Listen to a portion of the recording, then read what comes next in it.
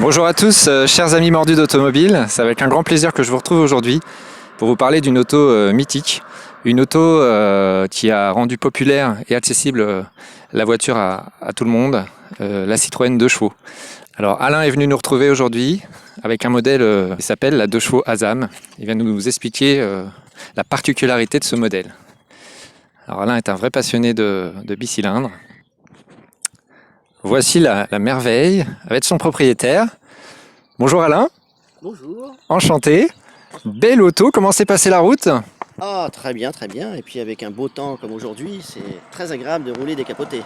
Alors, présente-nous un peu cette voiture. De quelle année est-elle?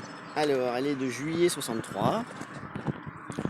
Je l'ai achetée il y a 25 ans, 26 ans cette année, à la Quincaillière du 13e arrondissement de Paris. À la Quincaillière. La Quincaillière, Elle est oui. utilisée pourquoi alors? Oh, essentiellement pour ses trajets quotidiens, domicile, quincaillerie, voilà.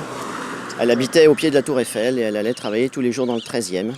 Alors, j'imagine qu'elle n'était pas dans cet état assez exceptionnel. Pas vraiment. Effectivement, la carrosserie était un petit peu en usage de voiture de ville. Mais petit à petit, je l'ai remise d'aplomb. Elle a été repeinte il y a 21 ans cette année. Je me permets de faire le tour de la voiture. Alors cette version-là, c'est une version très spécifique de la 2 chevaux en fait. Il faut rappeler que dans les années 60, au début des années 60, en 1961, la 4L est présentée. Et du coup, Citroën est obligé de réagir en proposant une version un peu plus aboutie, un peu plus luxueuse de sa 2 chevaux.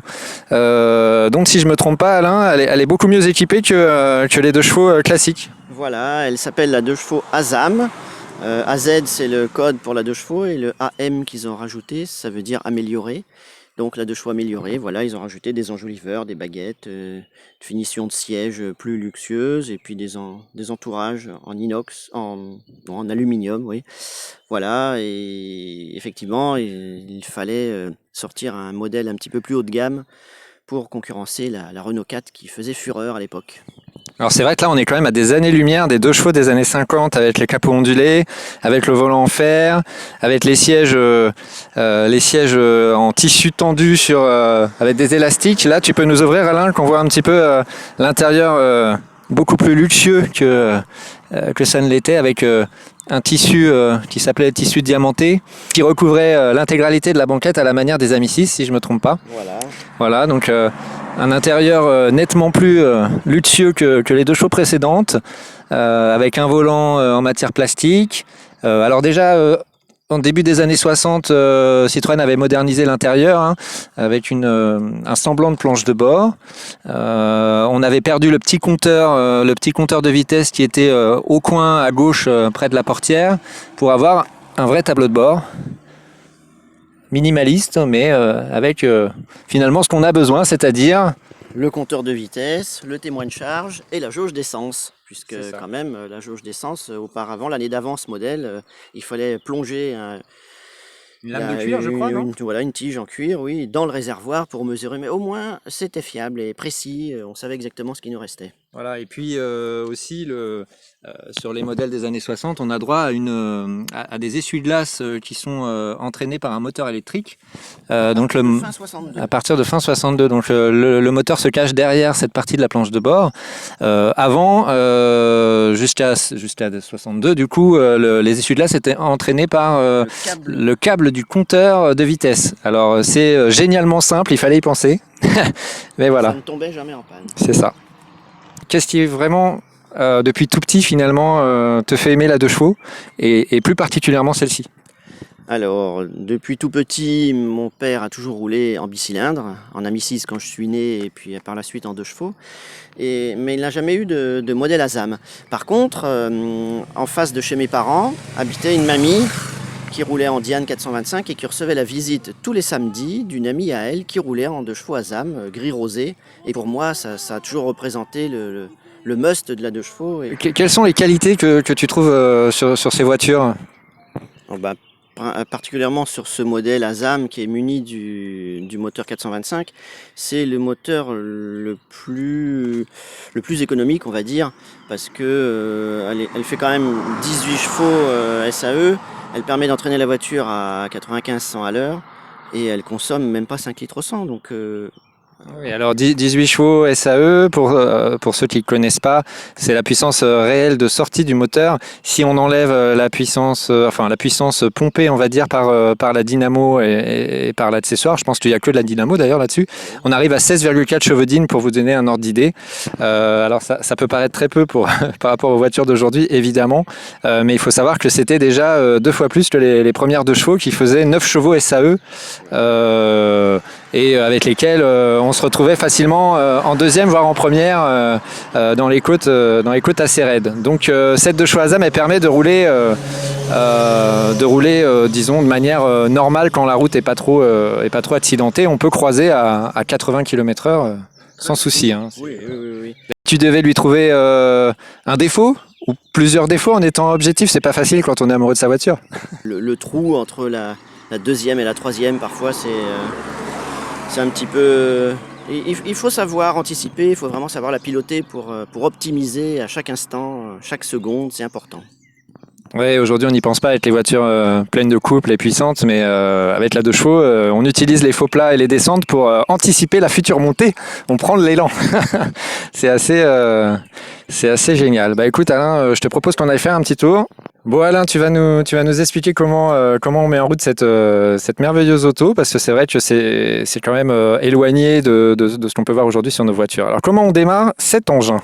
Bon, c'est très simple, il faut déjà mettre le contact, on a Bon, le voyant rouge okay. du dynamo qui s'allume et on tire. Alors le voyant de dynamo, c'est-à-dire c'est le voyant qui permet d'après de contrôler la charge, c'est ça de dynamo. Il doit s'éteindre dès que le moteur démarre. Ce n'est pas le témoin de pression d'huile, n'êtes pas là. Et on tire le démarreur, le bouton marqué. D'accord, D, hop, et c'est parti. Et c'est parti. Ça démarre au quart de tour. Alors ensuite, je crois que cette 2 chevaux, elle a une particularité, c'est son embrayage centrifuge. Est-ce que tu peux nous expliquer à quoi ça sert ? Donc c'était une option à l'époque qui était aussi appelée l'embrayage semi-automatique, ce qui permet d'engager la première vitesse. D'accord, alors. Voilà. On met la première. Et on enlève le pied de l'embrayage. Et la voiture ne cale pas. La voiture ne cale pas une fois que tu as enlevé le pied. Donc ça veut dire qu'on peut arriver au feu rouge, s'arrêter avec le frein et repartir sans avoir appuyé sur la pédale d'embrayage. Et on lâche le frein et la voiture s'en va.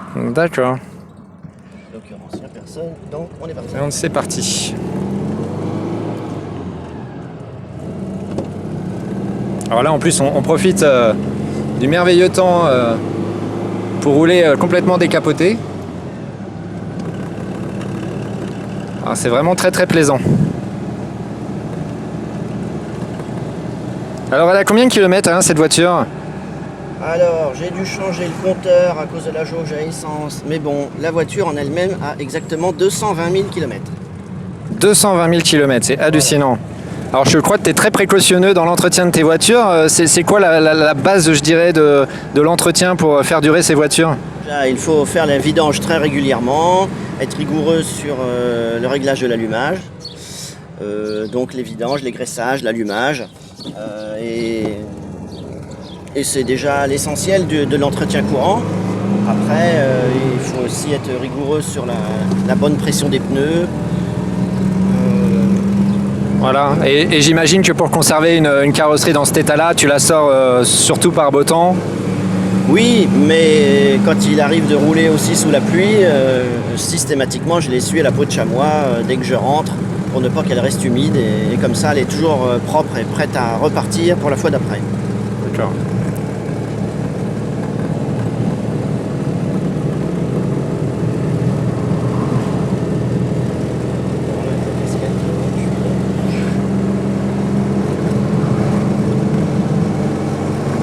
Alors je crois que tu as aussi du coup d'autres 2 chevaux, dont une 2 chevaux 4 et une 2 chevaux 6. Finalement, laquelle a ta préférence et pourquoi ? Alors on va dire que j'ai pas forcément de préférence puisque celle qui me plaît le plus c'est toujours celle que je suis en train de conduire. Donc aujourd'hui c'est la 2 chevaux Azam, avant-hier c'était la 2 chevaux 4, la semaine dernière c'était la 2 chevaux 6. On peut pas dire que j'ai de préféré. Ouais, donc c'est vraiment génial. Finalement, tu arrives à apprécier chaque voiture pour ce qu'elle te donne et pour la différence qu'elle a par rapport aux autres. Tout à fait. Elles sont chacune différentes, mais je les apprécie toutes telles qu'elles sont. Moi qui suis passager, je peux vous dire, ce qui étonne en premier dans une 2 chevaux, c'est le confort. Alors, outre les banquettes très accueillantes et confortables, on a une qualité de filtration des défauts de la route qui est vraiment impressionnante. On n'a pas du tout l'impression que les bosses tapent finalement dans la caisse et on ne ressent rien dans le dos. C'est vraiment très très bien filtré. Alors la contrepartie, c'est qu'évidemment, comme vous connaissez bien, la 2 chevaux penche dans les virages, mais c'est aussi tout ce qui fait son charme.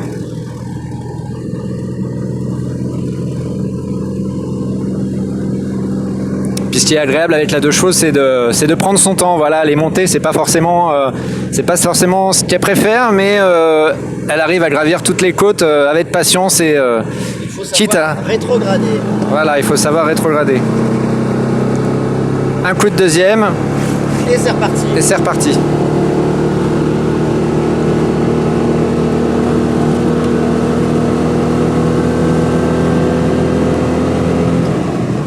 Qu'est-ce qu'il faut prendre comme précaution pour pouvoir faire des longs voyages avec ce genre de voiture aujourd'hui, avec une circulation moderne et quelquefois avec des automobilistes un petit peu pressés? En ce qui me concerne, je pars du principe que faire 300-350 km, c'est un maximum dans la journée. Parce que déjà, ça occupe, faut compter 50-55 km de moyenne. Donc déjà, ça occupe un petit moment. Sachant que quand on roule dans ce genre de véhicule, on aime bien aussi s'arrêter, faire des photos. Et puis quand on s'arrête, il y a toujours quelqu'un qui nous pose des questions. Donc ça ralentit d'autant plus.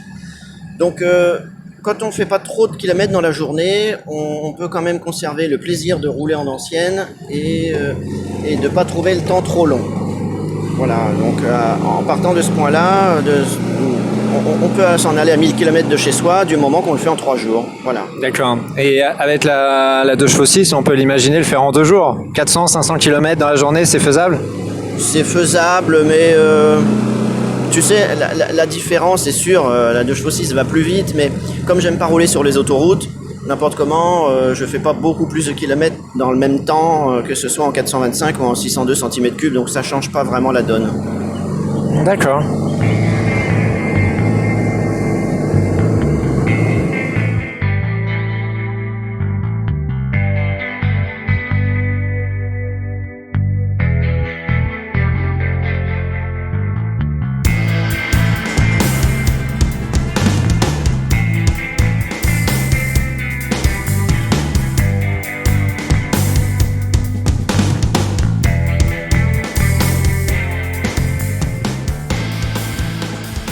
Alors Alain, présente-nous ce moteur, donc on disait 425 cm3. Voilà, donc le 18 chevaux à culasse plate, donc bicylindre, 2 bougies, une de chaque côté. Il y a de la place, hein. Ah bah oui, ça on peut bricoler. Il n'y a pas de courroie, il n'y a pas, enfin vraiment, ce moteur il est zéro source de panne comparé après aux 2 chevaux plus évolués où il y avait des courroies, il y avait tout ça. Là c'est simple d'accès, c'est vraiment la voiture Lego. Voilà, un refroidissement par air, 2 cylindres. Donc on met le cache-nez en hiver pour aider le moteur à monter en température, très important. Et en été on l'enlève, enfin à partir de 15 degrés on l'enlève, voire moins. Entre 10 et 15 on peut l'enlever là. Entre 10 et 15 on l'utilise à notre gré, suivant la notice. Ce qui veut dire, en fait, traduisons, que suivant l'utilisation qu'on a de la voiture, si on fait des petits parcours, eh bien quand il fait 12-13 degrés, si on s'en va pour faire 3 km, il vaut mieux le mettre, sinon le moteur ne chauffe pas du tout et c'est mauvais. Voilà, et puis il faut dire évidemment que si le moteur ne chauffe pas, le chauffage ne fonctionne pas vraiment non plus. Voilà. Mais alors il y a une légende urbaine qui dit que le chauffage d'une 2 chevaux ne chauffe rien. C'est pas vraiment vrai. Si on met le couvre-calandre, si on descend pas à une température à moins de 0 degré, ça chauffe quand même pas mal. Alors faut quand même que le moteur monte en température. Mais... Oui, bon, et surtout disons que ça chauffe aux 2 places avant. À l'arrière, c'est vraiment réduit, c'est vrai. Mais moi qui ai l'habitude de faire 2 heures de route en hiver, du moment qu'il ne gèle pas, on a largement chaud sans mettre un manteau en conduisant une 2 chevaux équipée de son couvre-calandre. D'accord. Vraiment intéressant. On aperçoit les bananes chromées de la finition Azam.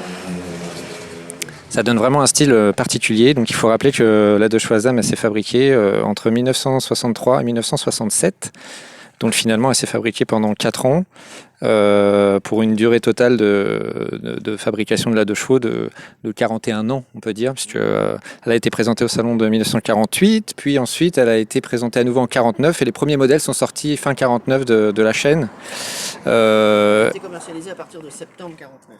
À partir de septembre 49, d'accord. Et le dernier modèle, c'est le 27 juillet 90. Voilà. C'est bien ça, Alain? Au Portugal, à Mangualde. Bon, alors Alain, tu m'as dit que tu roulais beaucoup en 2 chevaux, notamment pour tes vacances, et tu aurais traversé du coup 12 pays avec cette voiture. J'en déduis donc que c'est une voiture fiable? Oui, contrairement à ce que les gens pensent, souvent partir en 2 chevaux, ça veut dire forcément tomber en panne. Personnellement, j'en suis à plus de 550 000 km parcourus en 33 ans de permis. À part une fois des charbons de dynamo que j'ai dû changer sur le bord de la route, je ne suis jamais tombé en panne avec mes 2 chevaux. C'est une voiture du moment qu'on fait l'entretien régulièrement. C'est vrai qu'il faut faire des vidanges et des graissages suffisamment. Voilà, ça n'a rien à voir avec l'entretien d'une voiture d'aujourd'hui. Mais oui, moi je suis vraiment pour dire que la 2 chevaux c'est une voiture qui est fiable. Il n'y a aucun souci là-dessus. Écoute Alain, je tenais à te remercier pour ta visite. C'était vraiment un bon moment pour une voiture vraiment mythique. Donc j'espère que cette petite vidéo aura plu à tous nos abonnés et pourquoi pas se retrouver un jour pour une présentation d'une autre de tes voitures. Ça sera avec plaisir en tout cas. Ok, merci à toi. Allez, bonne route, à bientôt Alain. À bientôt. Donc les amis, si cette vidéo vous a plu, vous pouvez vous abonner, un petit j'aime et on se retrouve bientôt pour une nouvelle vidéo.